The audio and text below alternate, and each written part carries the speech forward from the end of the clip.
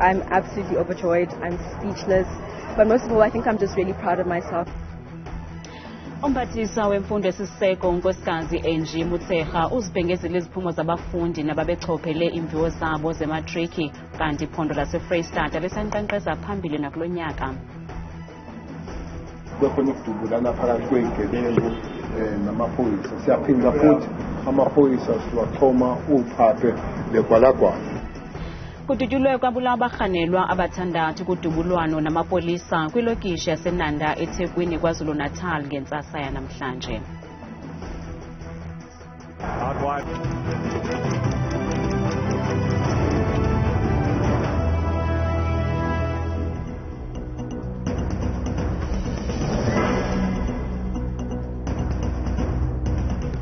Samkele kwiindaba zethu ngokuhlwanje andambe ndodwa ndamba nophumza sikhumba noyitoliki yolwimi lwezandla Botani Mzontsundu. Ebhengeza iziphumo zebanga leshumi zika-2023 umphathiswa wemfundo esiseko unkosikazi Angie Motshekga uthe umalusi uzichaze njengeziphucukile iziphumo zalo nyaka nje xa kuthelekiswa nango-2022 nakulo nyaka nje iFreystata inkqenkqeza phambili landelwa liphondo iKwaZulu-Natal impuma koloni iziphucule iziphumo ukusuka ku-77.3% ngo-2022 ukuya kuthi xhaxhe ku-81.42%. izinga lempumelelo kuzwelonke lemi ku-82.90%. In terms of provincial performances, it's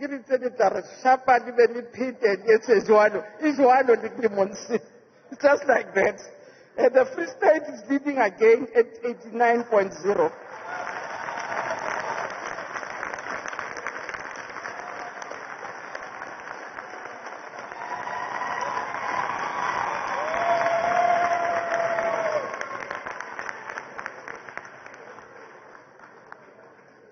And I think at this point, we can briefly observe a moment of silence for MEC Tate. May his soul rest in peace. In the second province, I thought, for me it was a surprise. I see surprise has been coming.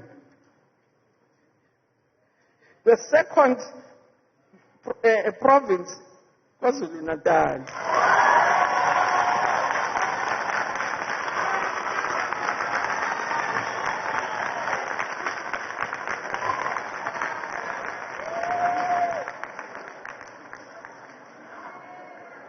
At 86.4 with an increased improvement of 3.4. Deputy Minister, I thought we were a national deputy.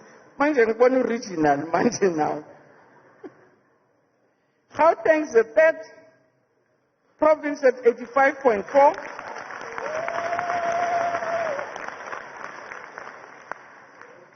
Northwest is the fourth at 81.6.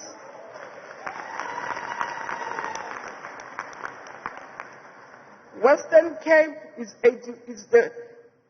it follows at 81.5.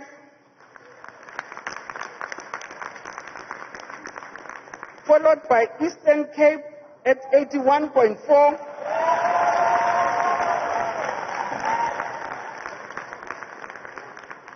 But what is let me finish reading them. Limpopo at number 7 at 79.5.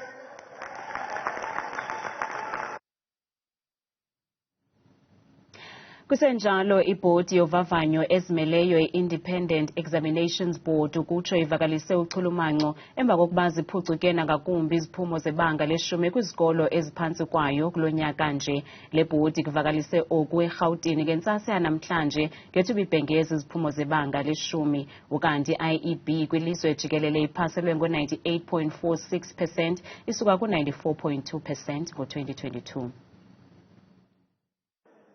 Imincili ibiyincwadi efundekayo ngethuba kubhengezwa iziphumo zezikolo eziphantsi kwe-IEB eRhawutini nalapho omnye wabafundi eSt John's College uJulian Khuni eziphumelele ngekhulu ekhulwini zonke izifundo zakhe.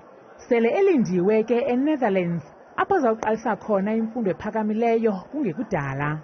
German and French was a bit of a strange combination. Thankfully, I speak German at home, so I could just pick that up in matric. And balancing sports and music with academics was a lot, but I think just keeping focused on what's coming and not looking too far in the future, just focusing on what you have at hand. And I think relying on the people you have. I had lots of good friends, lots of teachers who helped me all the time. Kanti ukhuni uchubelene ngesikhwebu noogxa bakhe nabo abaphuma emagqabini ngeqwili abalisebenzisileyo ukugqwesa kwizifundo zabo. Yeah, I think St. John's was amazing with COVID. We went to lessons virtually a day after it started online. And the teachers here are not only teachers, like Alex said previously, they're mentors and they really help you. They know you and you know them. Look, balancing was difficult, I can't lie, but I mean, at St. John's they teach you what you need to know, like in time management, organizational skills, and also just knowing what your priorities are. Inqununu yase-St. John's College uMnumzana Stuart West uthi le mpumelelo indibanisela intsebenziswano phakathi kwabafundi neetitshala. Each and every one of our staff really get to know the students and they work hard. We are privileged to have small classes, so the teachers get to know them well. And then we've got a whole lot of other support structures, very strong house structure where house masters, tutors, all look after the best interests of a child. Kwelinye icala baphumelele bonke abafundi kwizikolo iRosebank neKingsmead College. Inqununu uLisa Palmer ubalula ukuzijula ijacu kwabafundi ezifundweni zabo neetitshala ezisebenza ngokuzimisela. We are absolutely delighted. The results this year have been outstanding. I think that every single student, in fact, improved throughout the year and they achieved their best results ever. I'm absolutely overjoyed. I'm speechless.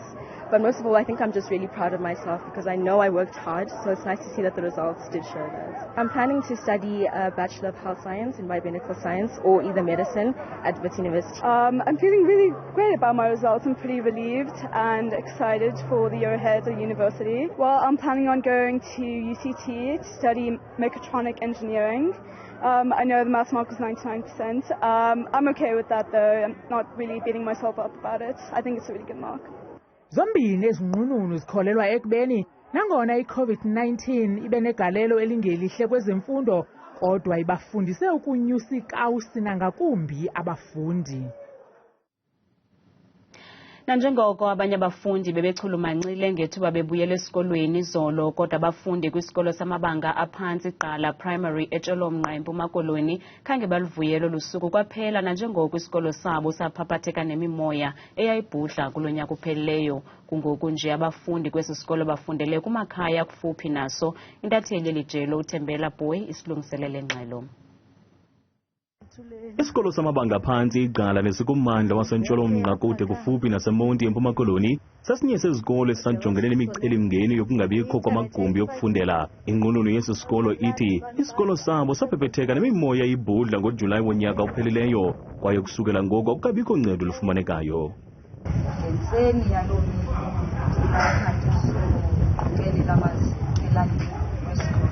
isikolo siphile.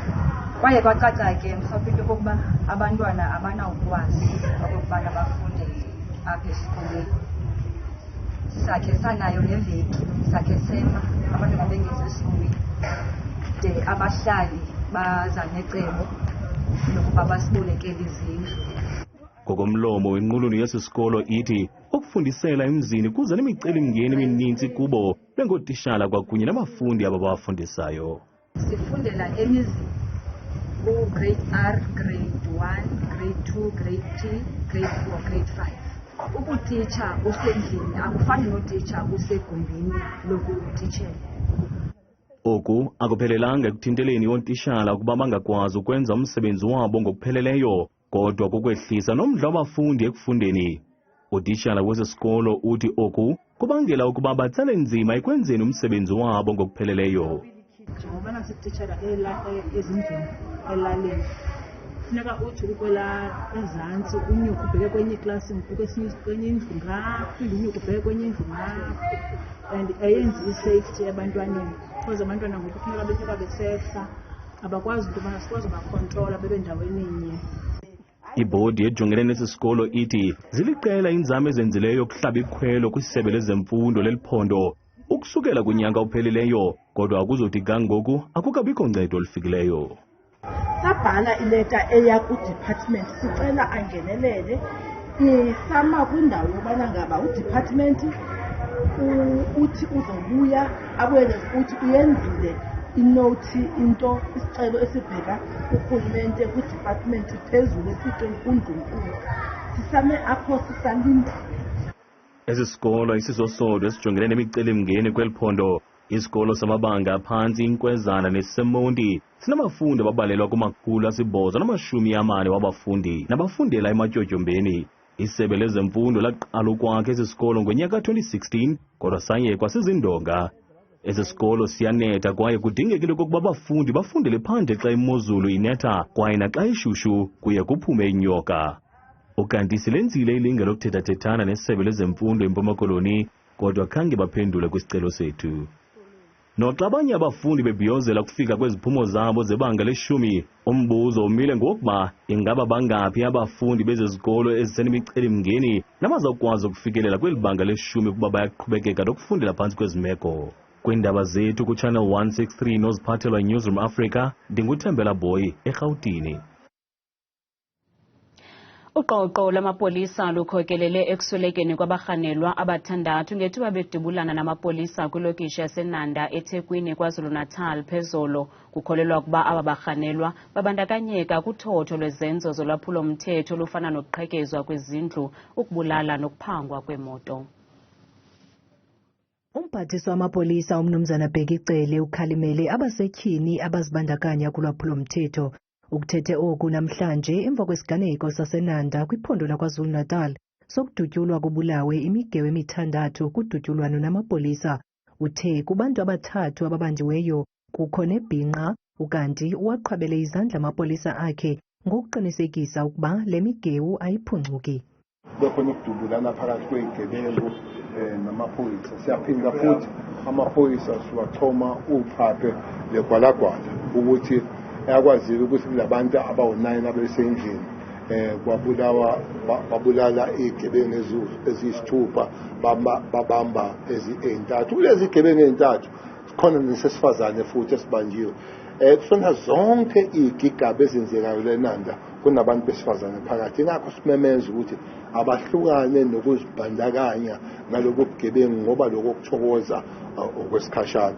Sishaqekile siwumphakathi besimangele kakhulu zaduma ibhamu zaqhuma maye ayibo bengathi amabhomu ziphendulana awusalala phansi beyingane bazikwanzima bu. Ngelixa kufunyenwe imizimba emihlanu yamalungu osapho kuquka yabantwana abathathu eMgungundlovu. Ucele uthi kubonakala ngathi olu sapho luxatyelwe ngezembe de lwasweleka ukwathe kusanqinwa umntu omnye kwesi siganeko.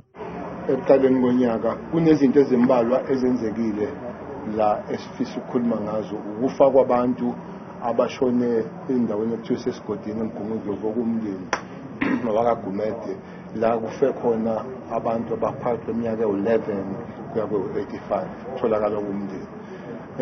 Babulewe nesihluku esikhulu kutholakala imbazo lapho sayithathile ukuthi soyibheka kodwa khona umuntu womndeni simthathile akaboshiwe sophenya nje ukuthi wazi yini ngoba uyena obafici. Kukwabanje abantu ababini eNewcastle kuphathelene nokubulawa kwabantu abane. Uphando luyaqhuba ngazo zonke ezi ziganeko. Umphathiswa wamanzi nogutyulo lwelindle umnumzana Senzo Mchunu namhlanje ukhokele ingqungquthela yamanzi entsukumbini iWater Service Authority Summit ebanjelwe Emperor's Palace eKempton Park eKuruleni. Ezingxelo ezazikhutshwe ngoDisemba wanyakenye kuphathelene nomgangatho wamanzi omasipala banikezela ngawo eluntwini zibonakalisa ukuba imaxongo nangakumbi imeko yomgangatho wamanzi aselwayo kweli. Kule ntlanganiso iziphathamandla zakuzama ukufumana umkhombandlela wokujongana ngqo nemiba equlethwe zezingxelo. Kubonakala ngathi ilizwe loMzantsi Afrika lijongise kwimeko engalawulekiyo yamanzi angekho mgangathweni nanikezelwa eluntwini ngoomasipala. Eyona nto ixhalabisa ngamandla kukuba akukho maqhinga omeleleyo okujongana nale meko. There has been an alarming increase in the percentage of drinking water systems across the country which were not achieving the correct microbiological water quality standards during the period of the assessment. And also alarming is the fact that many municipal wastewater treatment systems and wastewater treatment works have deteriorated. Usekela mphathiswa wamanzi nogutyulo lwelindle ubagxeke kabukhalo masipala ngokunganyusi igawusi ekuqinisekiseni okokuba uluntu lufumana amanzi asemgangathweni namanzi acocekileyo. Today leaders are drinking water from the bottled water. We should be embarrassed. If you can't trust your own water to drink from the tap, what message are you sending in terms of confidence level?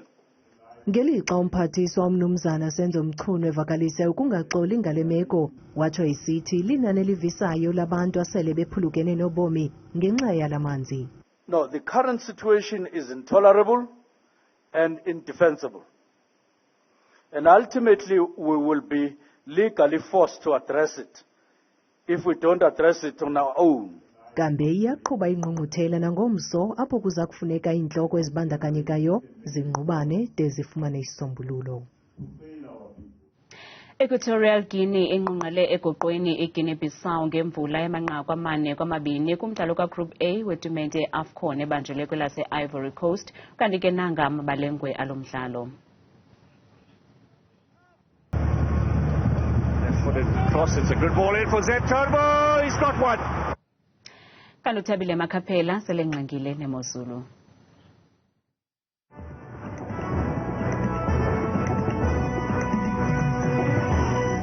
Kwiindaba ze-Channel 163 apha kaloku kumzantsi wethu mna ndinguThabile Makhaphela umamThembu ndisamkela iindaba zishushu kaloku phaya kwinzoka zentle emagqwathi bethuna namhlanje nangomso nantsi imozulu. Sivuleka ukubonga ngokubanzi kaloku bukele uMzantsi Afrika uphela imeko ezichaphakele zokutshisa okuqatha kwelanga imvula futhi zichaphakele kakhulu phaya kwaZulu Natal amazantsi wonke apha eMzantsi Afrika gxebe amantla amaphondo afana neMpumalanga eLimpopo eGauteng eJohannesburg phaya eMbilini nalapha kaloku uMbindi phaa Freystata yonke loo meko iyaqhuba phaa ngomso amaqondo wethu kebukelo wam aphantsi naphakamileyo phaa ngomso sivule kaloku lokuqala Empuma Koloni njengaphaa kaloku koRhafu ngo-12 ekuseni na-33 phaya ngoRhatya.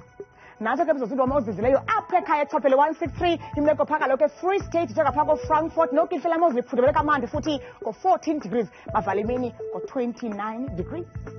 Zebenje ke bukele kuphondo lethu kwelilanda lapha kaloku ephondweni leNtshona Koloni njengapha kaloku koFredendal elinqomene phaa kwelaphondo zigudle phaa unqome kakhulu ngo-22 degrees ibe ingqatsini kakhulu yelanga lihlabela umhlaba phaa ngala 40 degrees ngoRhatya ngomso. Nazo kakhona imeko phaya ephondweni futhi kuseNorthern Cape njengapha kaloku Priska 21 degrees kuyatshisa ngamasa ngephi phaya ngabashumi bathathu benesine napha ke bukele kuhle phaya koDR ekuseni ngo-15 kanti ku-32 emini. Nazo kaloku imozulu phaya ephondweni lethu kaloku kuseNorthwest njengapha kaloku koVryburg ekuseni bevuka noko kuthanda ukufudumala kamandi phaya ngo-15 degrees baqukumbele bayivale usuku lwabo ngo-29 degrees omafunja ngephi. Bukela bekhaya silapha kaloku thina eGauteng phaya kaloku kumazantsi eSpring lishumi phaya ekuseni bevuka kanti baqoshelisa imini futhi bayisonge kamandi kuphole nje kakuhle mbukele ekhaya ngamashumi nje ekhatshwa kaloku sesasine. Nazo kaloku imozulu mbukelo ozizileyo apha ekhaya phaya eLimpopo kwiphondo eliphakamileyo apha eMzantsi Afrika njengaphaya kaloku ePulukwane ngo-15 degrees ekuseni bavale kamandi laa mini futhi beyisonga kuphole kamandi ngamafu kodwa ngephi ka-22.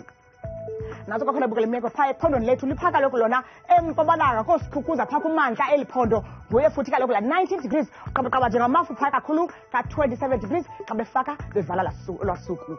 Xa sivala ke bukelani imozulu yethu apha kumabonakude kaloku kwaZulu Natal ephongo labavuswa lishumi likhatshwa sihlanu bayivaye laa mini ngamafu kakhona phaa ngoRhatya ngomso ka-26 degrees. Newcastle kuyabanda ekuseni ngesithoba kodwa liphole kamandi la mozulu. Bukele ekhaya itshoki imeko kude esikhala memozulu mna ndikuthanda kangaka xesha limyole.